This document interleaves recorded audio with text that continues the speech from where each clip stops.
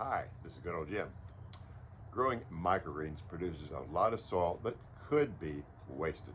We pay a lot of money for this soil. My goal is to waste as little as I possibly can. I did find out through experiment it does not work with microgreens the second time around. It does work beautifully though with all the other plants that I grow. I sift most of the soil that I use, with the exception of speckled pea, because there's just too many roots in that, and it's way harder to sift. It's just not worth the effort. Let me show you how I do sift the other soils. First of all, we have to dry the soil. The wet soil is not good for the sifter. It does not sift well. So I actually turn the soil over into a tray, just like this. Get the bottom going first. There. That way it'll dry quicker with the wet stuff on the bottom. Then I put the trays on the rack outside in the sunshine. 2 to 3 days, typically do dry outside. 4 to 5 days if I have to dry them inside.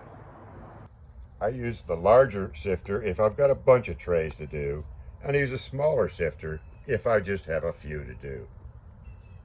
I take the whole tray and just dump the tray into the sifter, just like so. Then I break up the tray itself, so it's all matted together, so I'll just break it up and loosen it up, all this stuff loosen up to get it going. Once it's all loose, then I'll just take the root pieces and shake them. Shake all the dirt out of them, put the roots in one corner of the sifter, and do that all the way through. Shake, put in the corner. Shake, dirt off, put in the corner. Shake, put in the corner. When you get done, you get a nice handful of root material and a beautiful handful of beautiful soil to reuse. If you want to learn how to build a sifter like this, or like the big one, check out my YouTube channel, Good Old Jim. There is a video on how to build this, and there's also a video on why and how to use a sifter. In the end, this is how I use it.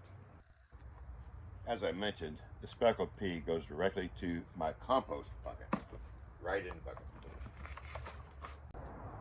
And the sifted roots and plant debris from the sifter goes into my compost bin.